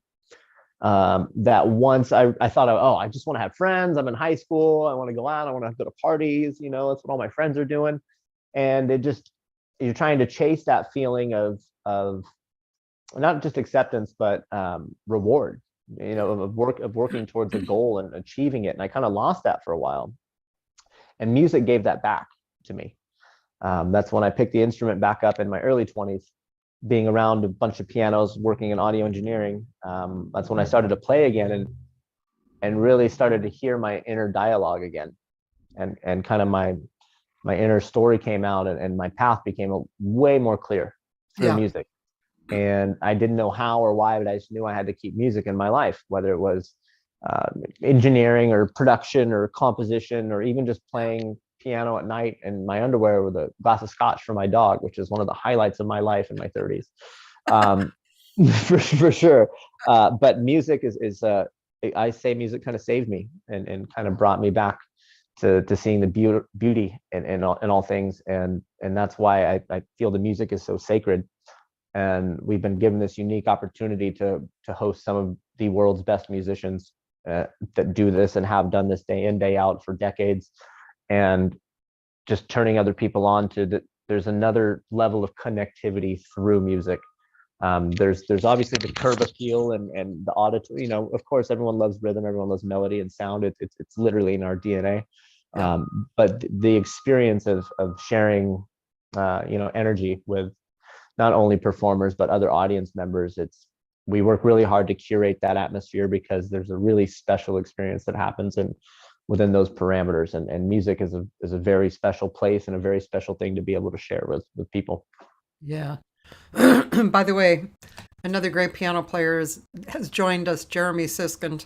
Oh, hey, Jeremy. Oh gosh, talk about inspiring. Jeremy's amazing. He is amazing. It's a treat to hear him play and host him every time he's here. And I believe Jeremy's coming back pretty soon. And yeah, thank you, Jeremy, for the CDs and books you left last time, man. I really appreciate those. Yet another inspirational person to have met and to hear play music and just have a conversation with after the show has been, yeah, one of my favorite people to just wind the evenings down with, for sure. So hi, Jeremy. Thanks for tuning in.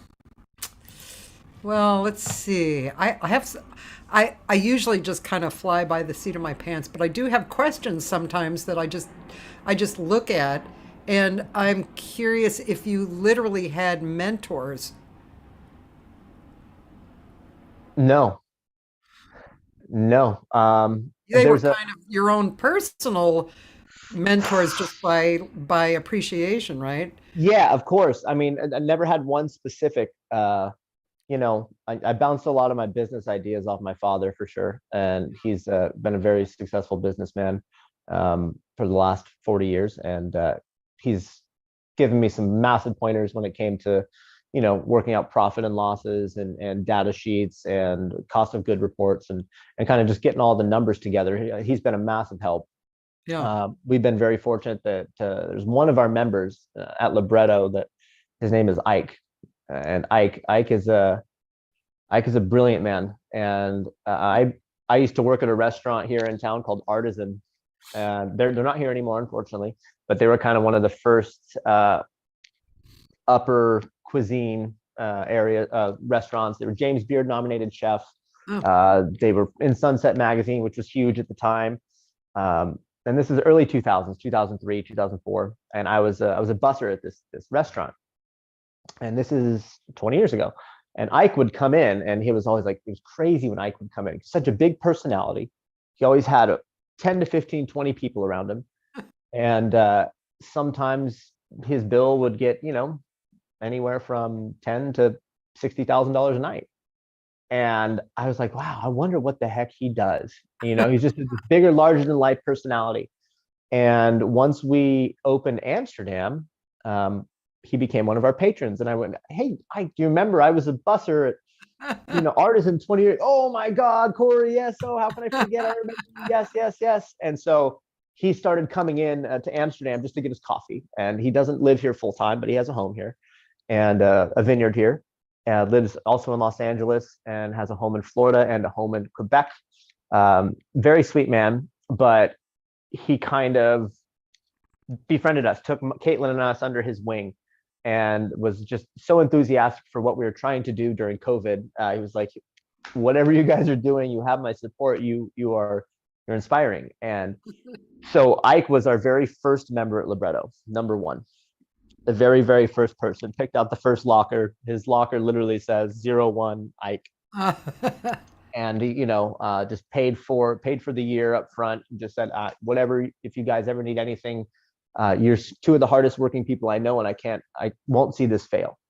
And so 3 or 4 times in the last 2 years, I've been fortunate enough to sit down and Ike will share a meal with me or talk to me about some of things in his life, where he came from and lessons that he learned the hard way in business. And the guy's got a net worth of somewhere in the tens of billions of dollars. And the gentleman is just one of the most original, kind people you've met. And if I've had a mentor of anyone outside of my father in the last decade, in the last couple of years, it's been Ike, and giving us some insane knowledge that you go your whole life trying to figure out, and he's able to put it into a sentence or two. So he's helped us out with, luckily at this point, nothing financially, just he's been very supportive and just given us some business ideals and some psychology tips that I never thought of in business, and why having a partner is important, and what we structure, and employee retention and taking care of your employees, and rewarding the right ones that you can't let go, giving them a piece of the pie, things like that. Just little things of business that I never would have known. And Ike owns a multitude of aerospace companies, and he's been a really inspirational guy. So Ike, thank you, really appreciate it. Ike, Ike's the man. Yeah, he's the cool guy. He's about early 70s, and him and his girlfriend Julie are just two of the sweetest people in the world, and big personality, high energy, and it's been really cool to get to know him and befriend him the last couple of years. Wow, he sounds great. Absolutely. Yeah, we're fortunate. We got a lot of gems up in this community, for sure. Have you ever taught? Yeah. Yes. I currently actually have a student. I have a lesson tomorrow. Hey, Yeah. At one point I had 3. is classical or? So I teach, and I don't like to call myself a teacher Yeah. because I don't deserve that title. I'm explaining concepts of the piano to younger minds that I feel like I wish I knew when I was that age. Okay. And so it's not like, hey, remember this acronym, sight read this. It's It's here's how to hold a rhythm with your left hand, and let's have your right hand tell a story, type of thing, you know. Yeah. So just keeping a triplet in a certain, you know, knowing your minor and your major scales, of course. Yeah. Difference between sharps and flats and things like that. And so, you know, I can tell my student playing, you know, F sharp 7, Yeah. and what's the difference between F sharp minor 7 and F sharp 7, and they'll show that, but that's about as far as I go theoretically. And then I show them more patterns and things like, because for me, piano's patterns. It's like a grown-up game of bop it, right? Like twist it, bop it, turn it, twist it. It's like just a sequence of events.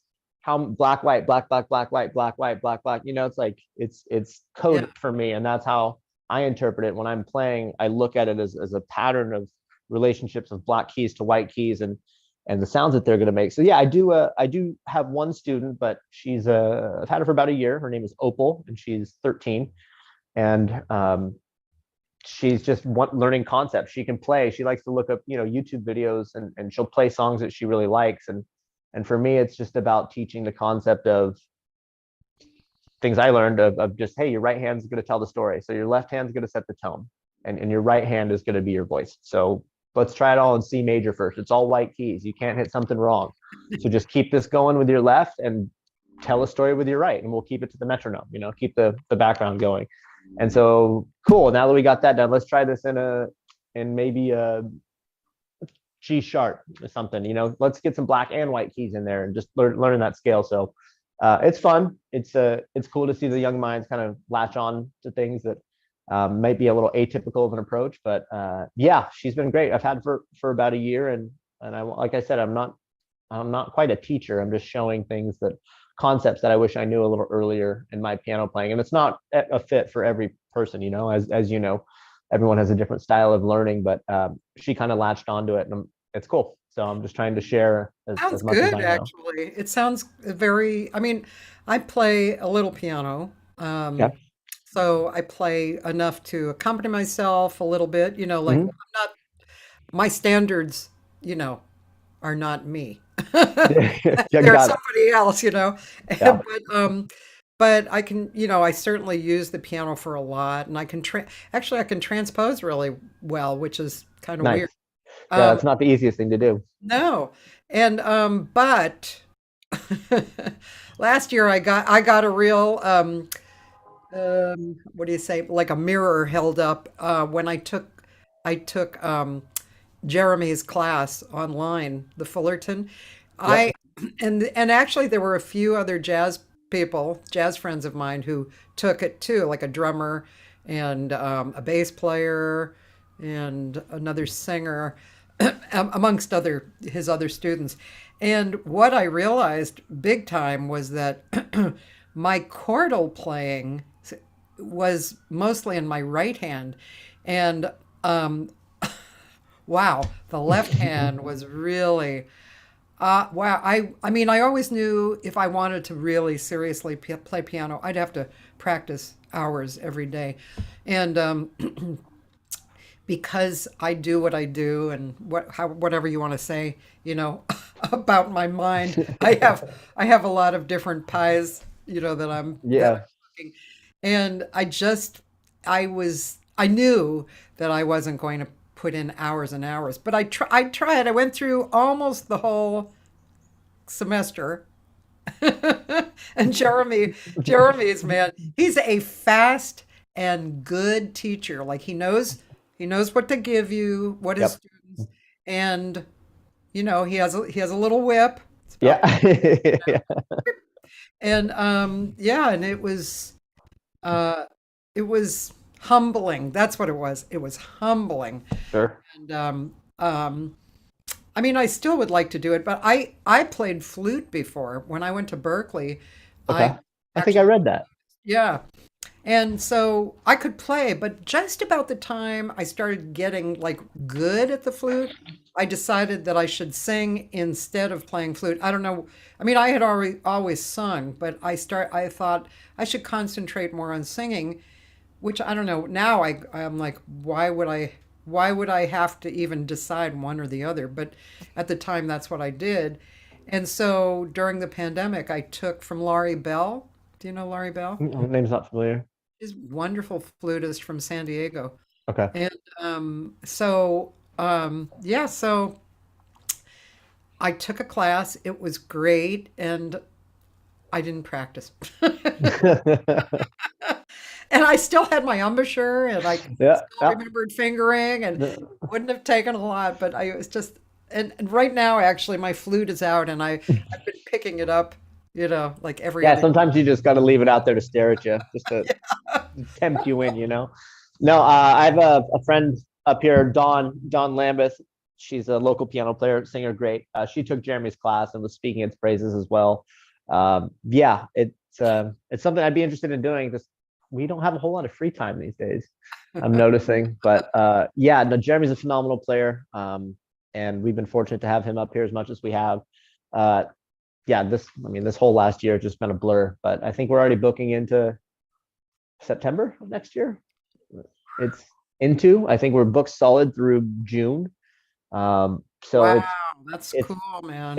it's great. It's great. It's just want to make sure we're, taking care of everyone the best we can, and making sure that we're just moving in the right direction, which it seems we are. So yeah, it's been a I'm hell of gonna, an endeavor. I'll give it 6 months, and then I'll hit you up for a gig. Well, let me know now so we can plan it for 6 months away. We'll make it work. We'll make it happen. I definitely want to come back. It's just one of the nicest gigs I ever had, and Well, that's very kind of you. Thank you, Cathy. yeah. But the only thing was we didn't hang out at night after. No, I know why, but Josh and Larry. Oh, and Josh and Josh's husband Jesse. Jesse. Thank you, Jesse, Jesse. Josh, Larry, and I hung out so much, and then Jesse and Josh went to sleep, and Larry and I drank tequila. I love that. See, I'm sorry I missed out.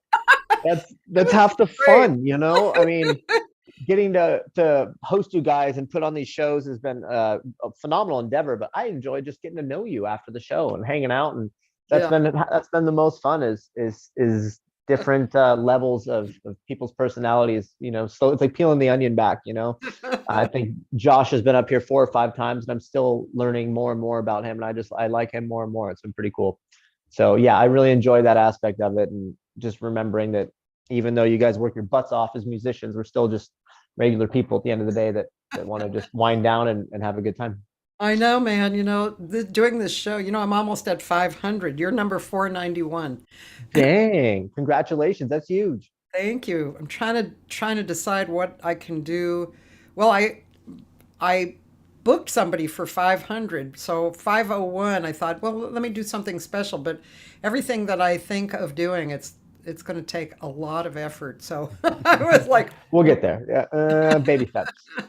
but maybe January 1st or something I'll do it. I'll Sure. shift it up. But yeah, it's um I don't know, I lost my train of thought. It happens to me every minute of my life. You're all good. Yeah. Honestly. No, I just know, trying to I know. I trying to was thinking that that Jesse and Larry had a funny dynamic together. I didn't spend enough time with you guys after the show, but that was the first time I met Jesse, and Jesse was so sweet. I mean, makes sense that him and Josh are together because they're both just great people. But Josh has been so much of. I mean, we got to hang with Josh and drink wine and crack jokes, and make fun of people. Just like Josh, and when he was up here with Josh, and that's funny, when he was up here with Anthony Fung, everyone was up here, and Oh, just and Carl was here for a while. Carl Mackham's Reichel. I don't know if Carl's a great bassist. We've had the honor of hosting him, and Dr. Amit Sezen has been up here quite often. great. Phenomenal, He's phenomenal. best bass players. Gosh, I mean, technique meets improvisational skill meets Musicality. soul and passion. Yeah. Yeah, I mean, I don't know a whole lot about bassists, but he's one of the few. Him and as well as Luca Alamano.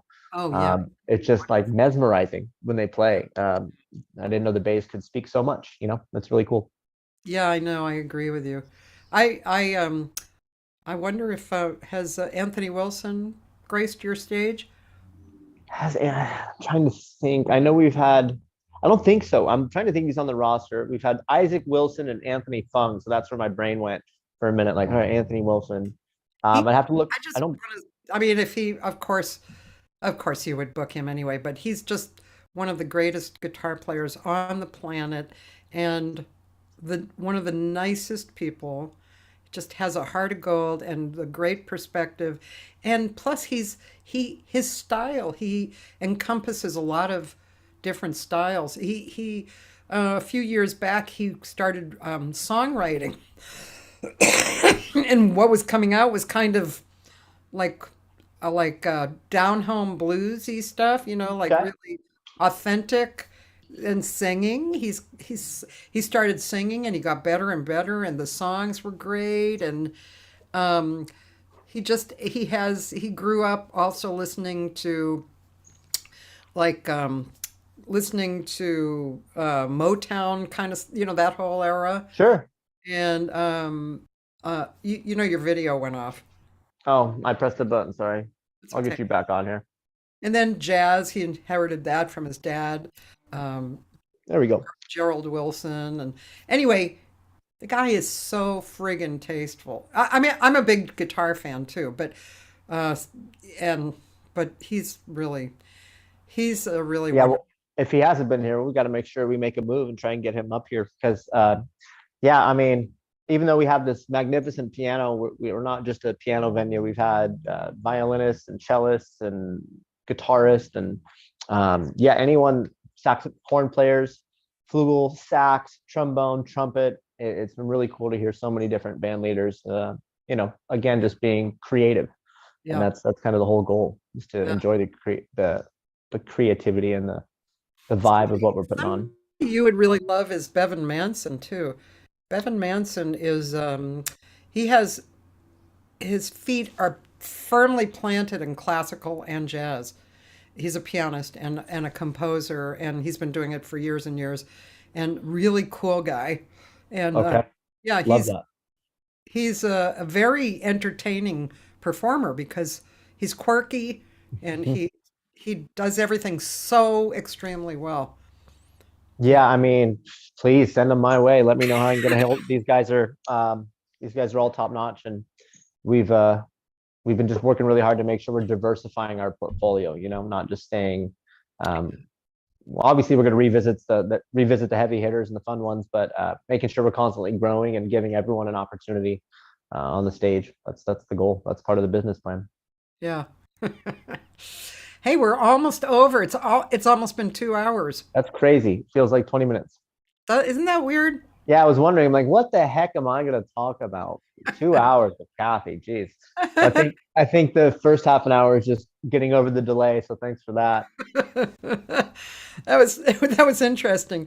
There's one person who I won't mention, but who actually had a delay just in herself. So I would ask a question, and then she would like wait, and then she would answer, and I was like, "What is going on?" Yeah, well, I can blame mine on the internet connection. I promise. I've been trying to be as sharp as possible. That was obvious. Oh my gosh. But it's good to be a good listener. I do like to hear what people have to say, and then take kind of the lead from what you're saying, and go that way. Yeah, no, 100%. And thanks for giving me a platform to come on and shine a little light onto a little bit more about what we're doing and how we got here. How did you meet Caitlin? That's a great question. Met Caitlin in 2011 at Angel Stadium in Anaheim, of all Wow. places. So I was going to school at the LA Recording School at the time. I was living in North Hollywood, going to school in West Hollywood, and lived on like Lancashire and Chandler, kind of by the metro stop. And we'd always go to the Federal Bar on Tuesday nights. They had great jazz on Tuesday nights. That was about my main exposure to jazz. Yeah. And I had a friend of mine that I grew up racing motocross with who kind of made it and went the whole way. Yeah. And he was racing an event, a supercross event at Anaheim Stadium in February, like a competition, the ones Yeah. you see on TV and stuff. So he's a good old friend of mine, and I went down to support him because I was only, 45 minutes an hour away. And his girlfriend brought her friend, and that was Caitlin. And yeah, that's where it all started. He had a really great evening, one of the highlights of his career. Um, Great night for everyone. We came back to our place in North Hollywood for celebration, and Caitlin and I just connected really well, and that kind of started the whole thing. And fast forward, I think it's like 2 months into it, we were both looking for an apartment. I was looking for a new apartment in LA, and she was living up in Paso. And she's like, well, my grandparents are down in LA, and he's doesn't her grandfather was ill at the time, and she was going down to see him once or twice a week and was already in LA. And I'm like, well, shoot, why don't we just, if you'd be interested, we could get a place together, see how that goes. And I'd never lived with my girlfriend up until that point. And so I was like, this could go either really good or really bad. And it went really well. And that was in 2011. And yeah, she's been putting up with me ever since. So we moved around a little bit. We were in downtown Los Angeles for about 5 years, right there on 5th and Broadway on Pershing Square for a minute, and then 8th and Spring, right across from Chironi. We had a beautiful apartment down there for about 4 years, and then moved up here. We got this apartment about 10 years ago, but it was a weekend thing, because I didn't think I wanted to ever move back to Paso, but it was nice to have a spot to get out of the city for a little bit, come up here and enjoy some wine tasting, but then go back to the grind down in LA, which I really appreciated, the culture of the city, the vibe, and kind of the anonymity, if you will. And so after 4 or 5 years of bouncing back and forth between the spots, we moved up here full time in 2018. And yeah, haven't looked back since. It's been fun. So cool. What a great story. Yeah, thanks for letting me share it. It's Love it. I couldn't make it up if I tried. Definitely a lot of serendipity in there. I absolutely love it. Thank you for being on, and it's been really fun I know it's through Zoom, but still look in your eyes and feel like I'm connecting and talking, and it's been great. And I've already said it, but I'll say it again. I applaud you for your showing up and moving forward. So I really do applaud you, and I tell Caitlin I applaud her as well. Oh, 'Cause I know she's the real hero. well, takes two. Yeah. Well, thank you for that, Cathy. And as I said, it takes a village. We've been very fortunate with our staff and our membership and this whole community, but the artist and performer community, yourself included, has been nothing but supportive since day one. So thank you for having me on and letting me tell a little bit of my story through your platform. And and thank you for sharing your time and your talent with our community. And we can't wait to have you back. Oh, thank you, man. All right. Well, have a great day. Ladies and gentlemen, tomorrow, a singer from the East Coast, a young singer who's in New York, and she's really quite good, Danielle Wirtz. And so I'll look forward to introduce you to her. Thank you, Cathy. Corey. Peace, man. Peace.